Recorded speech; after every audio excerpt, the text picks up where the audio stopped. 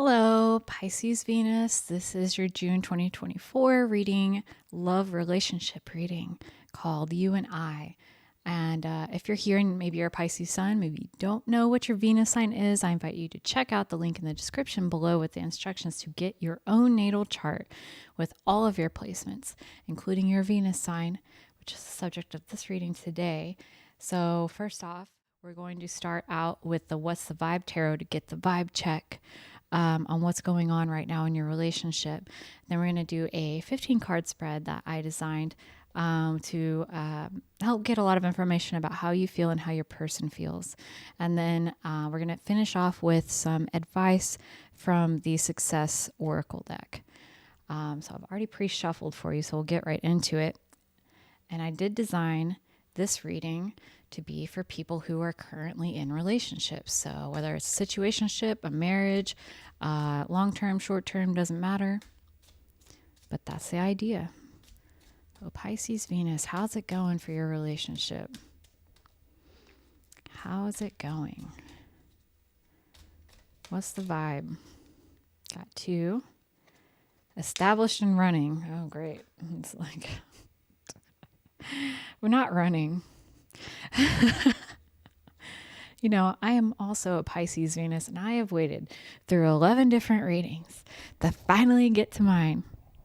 And I enjoy doing them, like, I'm not going to lie. But I was excited for mine, right? So, and then I get running.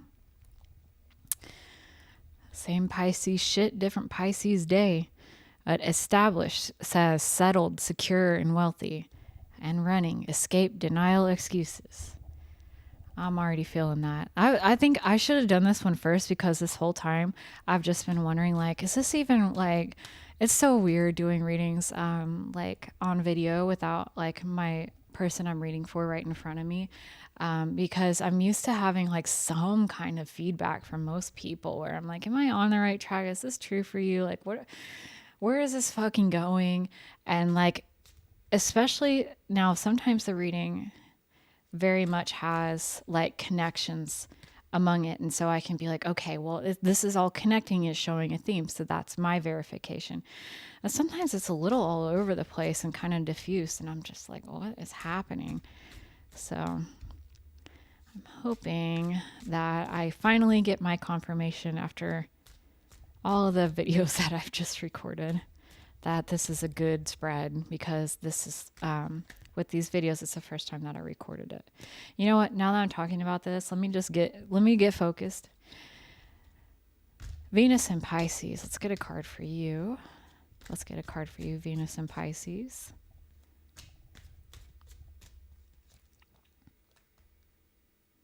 Let's get a card for your person.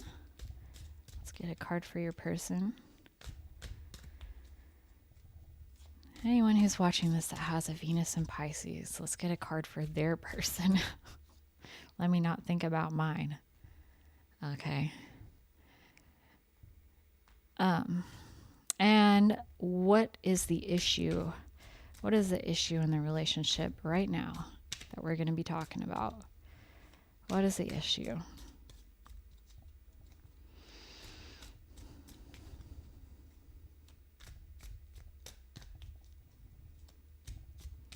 Come on, there's got to be something. What's the subject of this reading? What's the subject? Okay. Conditional love. Or something being new. I mean, we'll see. So, Venus and Pisces. Pisces, Venus. What do you want out of the relationship right now? What do you want out of the relationship right now?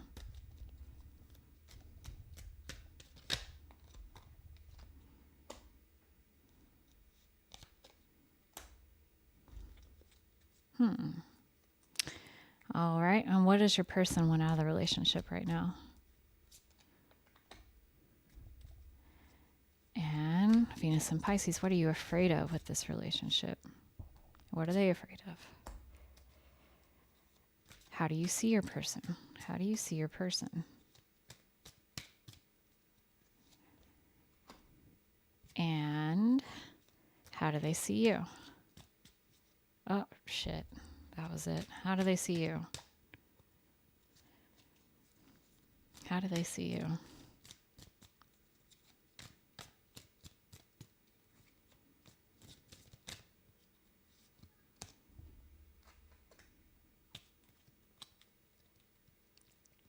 Okay. What can you support your person? How can you support them right now? How can they support you right now? What can you ask for help with? What can you ask for help with? What can you ask your person for help with? What are you learning right now in relationships? What are they learning? What are you letting go of? And what are they letting go of?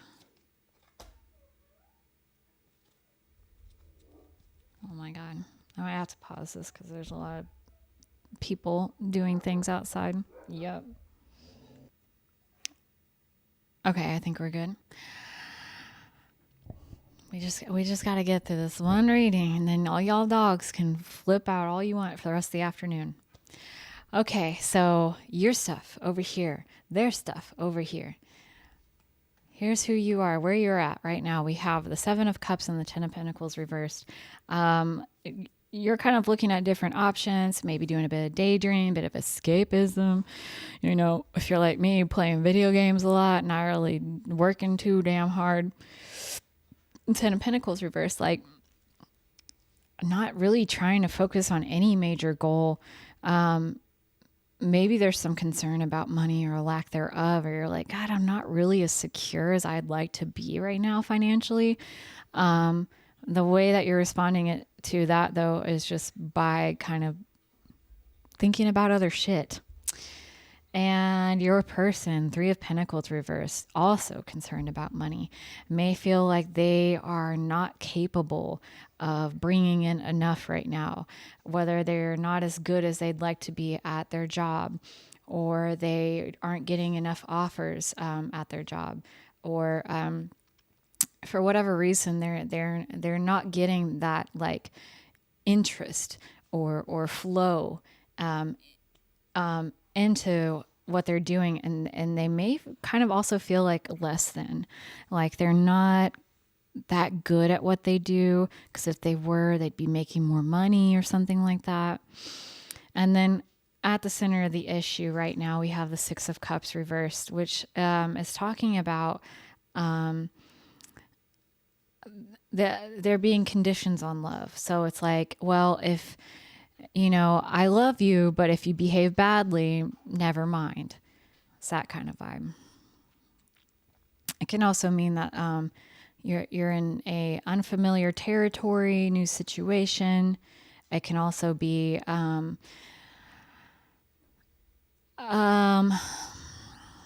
of a need to be giving and not really being able to, a need to be compassionate and understanding, and having a hard time with that between you two. So next, in the fourth position, we have, what do you want out of the relationship, with the King of Pentacles reversed and the Hermit reversed. Like, you're not exactly looking for your person to be like super financially stable or paying your way through life. But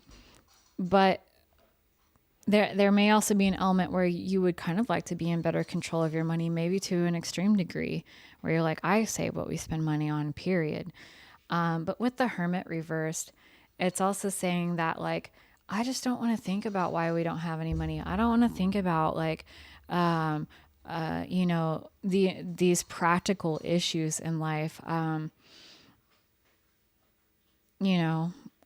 I would just rather let things be. And it's like King of Pentacles too can be someone who is not very good with managing money either. And what are they looking for? The world. They want this whole situation to come to a close. They want to get back to whatever they were doing or move on to the new thing that they're hoping to accomplish.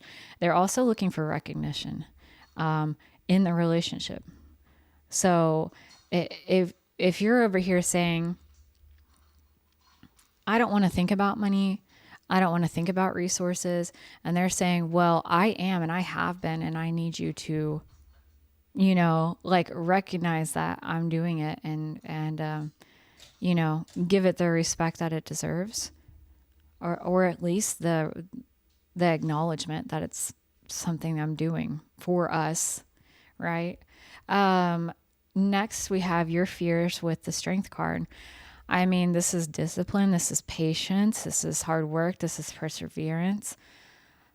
It's just like it's all too hard. And with them, their fear is the Six of Pentacles. It's like just having to give and give and give. Like, it's not necessarily a negative card, but when you look at the rest of this reading thus far, it's definitely like, I'm not giving more than my fair share. Like, I'm not okay with being with a person that's not willing to put in the effort to bring home the bacon, right? Like normally in this card, you have like a wealthy man with and he's holding a pair of scales, and then he's like giving like a little bit of money to like these beggars. And it's a card about charity, but it's also like piecemeal and just like, I could give you everything, but then what would I have? And like kind of the haves and the have-nots kind of vibe. And it's just saying that your person is both simultaneously afraid of being impoverished and having to beg, but they're also afraid of being placed in a position where they're having to constantly give to their partner because their partner's like not doing their equal share, right? I don't like how this is reading me for filth right now. None of the other readings were like this. Next is how you see them, and we have the Emperor. Like that's my man, or that's my woman. That's someone that's in control.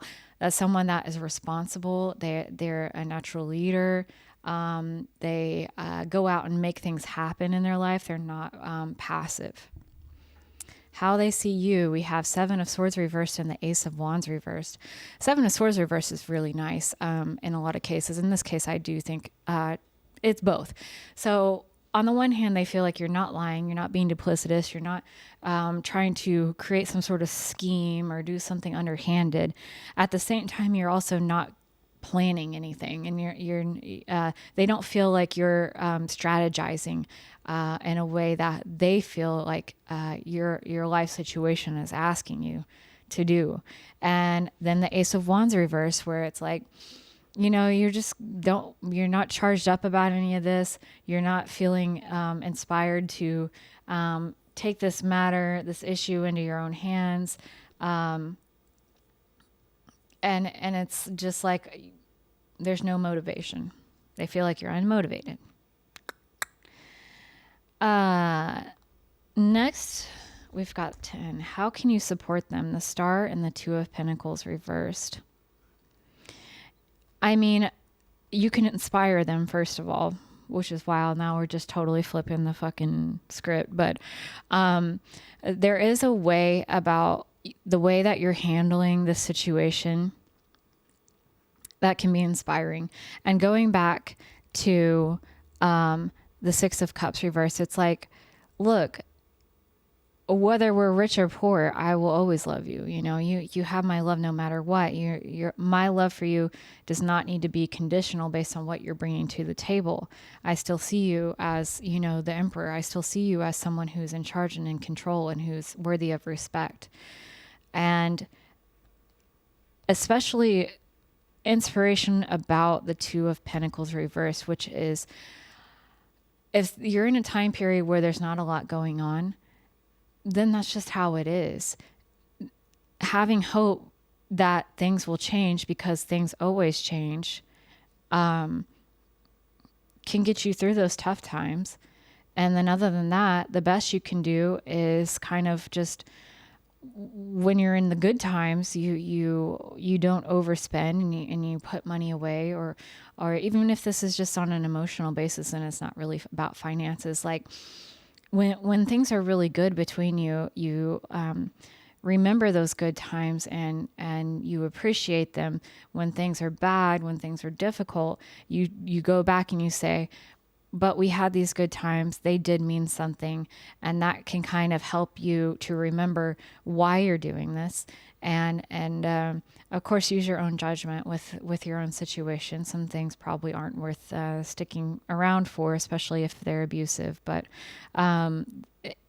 if there's a conflict going on between you that is not presently coming up with a solution or a compromise that can be made, to get through that period of time where at least you're letting things play out and trying to understand better what the basis of the situation is so that you can approach the problem, right? During that time, to keep you going, you're looking back at your resources and what you've established already, what's already been built, and how you got here in the first place. And you use that as a type of fuel and a type of motivation to keep the faith that a solution to the problem will come up and be found, or that the financial situation will improve. Yep, that's what I want to say about that. Now, what can you ask for support from them with? Queen of Pentacles. I mean, you can ask them for money, but like, you can actually just give them money too. Like, I think that you're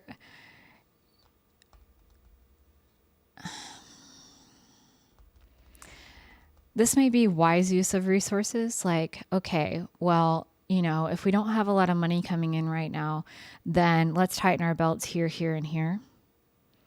And the showing that attention to the situation that's going on will have a positive impact on them, and show them that you do have some motivation. You are trying to be strategic. You do care.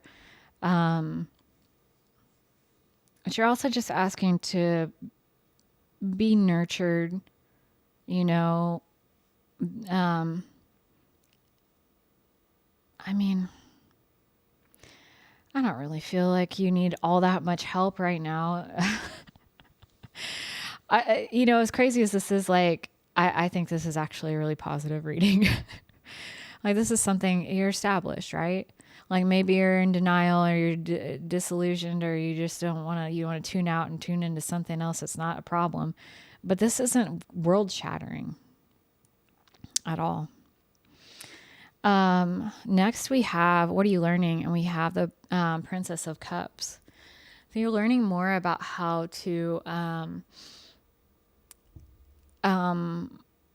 inspire hopefulness within, and the emotional motivation, and be emotionally sensitive and caring. And also, it's inner child stuff too. I mean, if you've got that Pisces energy of running away when things get scary, and there's a struggle right now, whether it's financial or otherwise, like,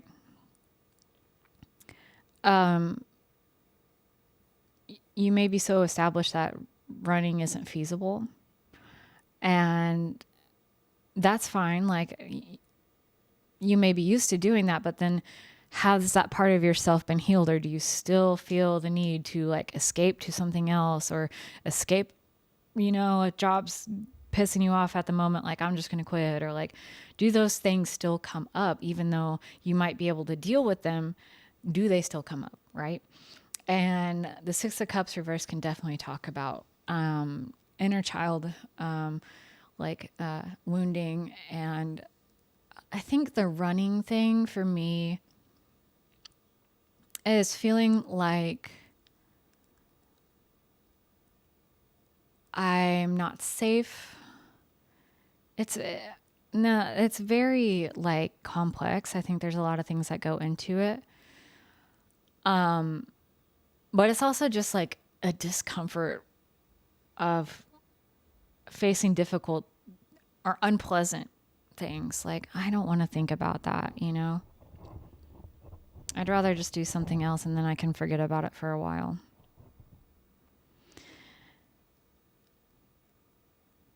like a coping mechanism for when things were really tough and you had nowhere to run. So you use imagination and fantasy to kind of block it out and get through it. I mean, it was a useful and necessary coping strategy at the time, but now it's like you're using it to run away from shit that you really need to pay close attention to, and apply diligence to apply some kind of self-control and patience with. Pay attention to it. Yes. And what are they learning? We have the Hangman reverse and the Five of Pentacles, or Hangman upright and the Five of Pentacles reversed. The Hangman upright is about finding a new perspective, and the Five of Pentacles reversed is about being an insider. So they're learning more about what it means to have wealth and why their mindset might be preventing them from that. I think your mindset is actually fairly good here with the inspiration. And you're not quite so much in this eat the rich mindset that your person might be, where it's like, well, people who have money are selfish and evil and I hate them or whatever. And then it's like, well, then you're never going to have money, right? Because it's like you don't, well, it seems obvious, I guess. So what they're learning about in this situation right now for them personally is just a new association, a new perspective on what it would feel like to be someone who wasn't in poverty, what it feels like to be secure, to be housed, to have all your needs met, to be able to have luxuries and all of that. And then by contrast, like how it felt when you didn't have that, and was it really worth like strongly identifying that with poverty because maybe it was more familiar to you. And now you're in this place where you're still identifying with poverty, and now you've lost your energy to be able to draw opportunities and money towards you. And I got this in another reading. Oh my God.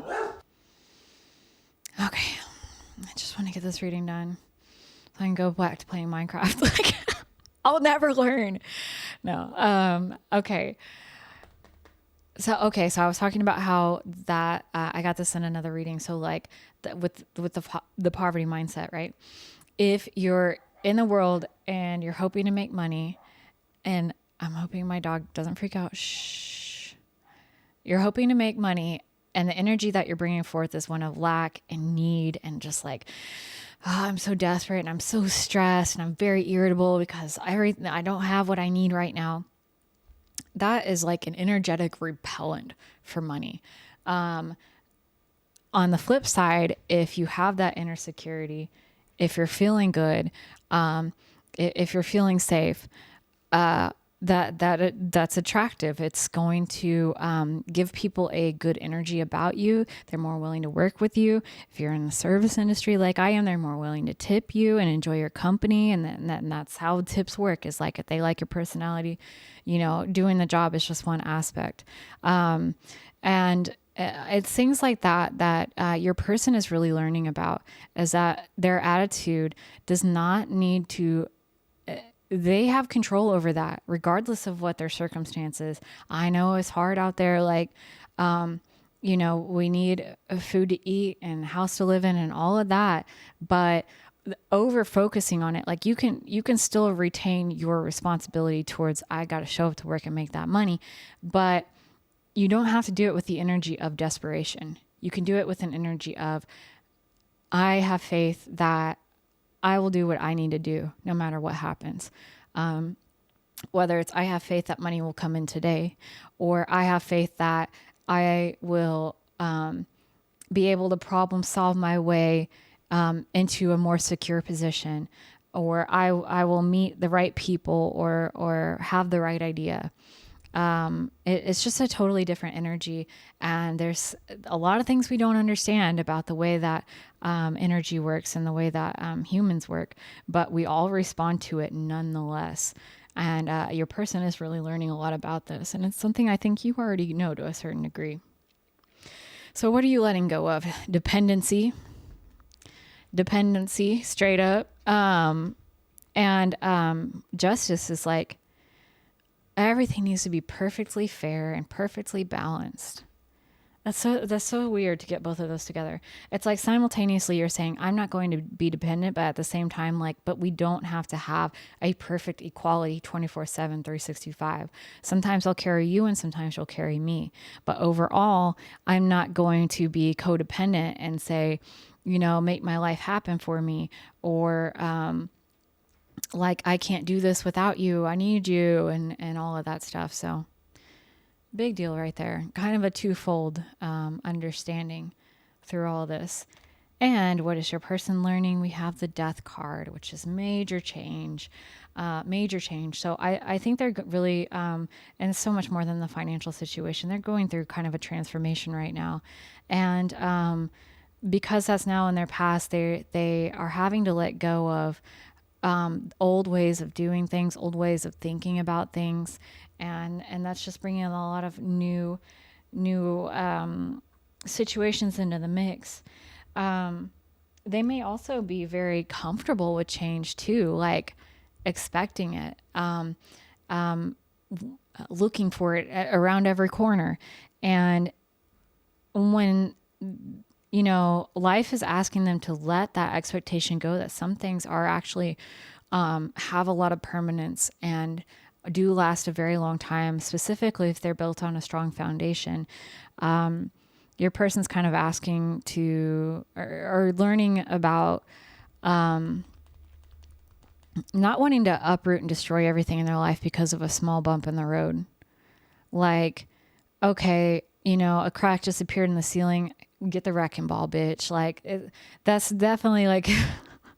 I'm getting the all or nothing with this of like, just tear it down. It's like, no, just get out the fucking spackle and repair the crack, dude. Like, and we're going to be all right. So, kind of taking a fire and brimstone approach to, difficulties, especially minor difficulties or like passing difficulties that they know in their better part of their mind that like, it's not going to be forever, but do they?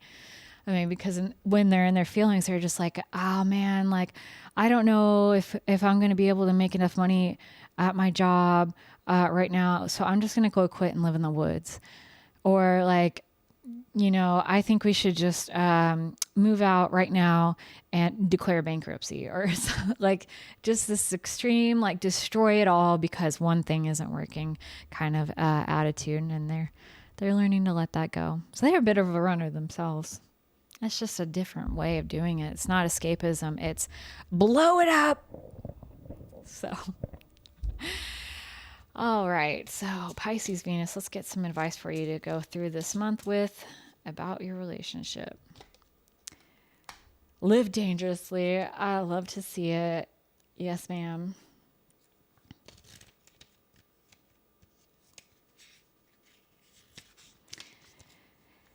Have you decided not to survive? Instead, learn to listen to your intuition. Make room for your feelings. If they tell you not to do something, do not do it. Remember, you can exist in this world without being part of it. You can live trusting in what you feel. Do not let yourself be dominated by fear. If you have to choose between what you feel and fear, choose your inner feeling. Do not choose fear. Fear will not help you. Fear is simply fear of the unknown, fear of death, fear of losing yourself. If you want to be truly alive, you must accept the possibility of losing yourself. You must accept the insecurity of the unknown, the discomfort and inconvenience of what is not familiar. It is the price to pay for the resulting bliss. Nothing can be achieved without paying that price. You must pay the price, otherwise you will live paralyzed by fear and your life will be lost. Let yourself enjoy things, whatever your inner sensation. Fear requires guarantees and promises, but who can ever give them to you? Nothing guaranteed exists. Nothing can be guaranteed in existence. And this is a good thing, otherwise you would already be dead. In that case, all excitement, the enthusiasm for being alive, like a leaf fluttering in a fierce wind, would all be lost. So live dangerously, because that is the only way to live. No other ways exist. Yeah, I mean, fuck it. That's, who knows what the hell is going to happen in the future, right? And I think there's a little bit of essence in that message too, that's asking you to face the things that you're avoiding because you're afraid of failure, afraid of having to work hard, afraid of having to pay attention to things that are unpleasant. There is some of that. So it's not a full advocation for tuning the fuck out. But it is saying that it's a fine balance between caution and risk assessment and following what your heart wants, what your desires are. And that's an ongoing thing that I'm learning every day. So, Pisces Venus, I hope that you enjoyed that. I enjoyed that reading. That was cute. I mean, I like to see what my person thinks about me when he's in the other room, unaware. And I hope it was at least entertaining for you as it was for me. And I will see you here again next month or next week or whenever the hell I upload again. Bye.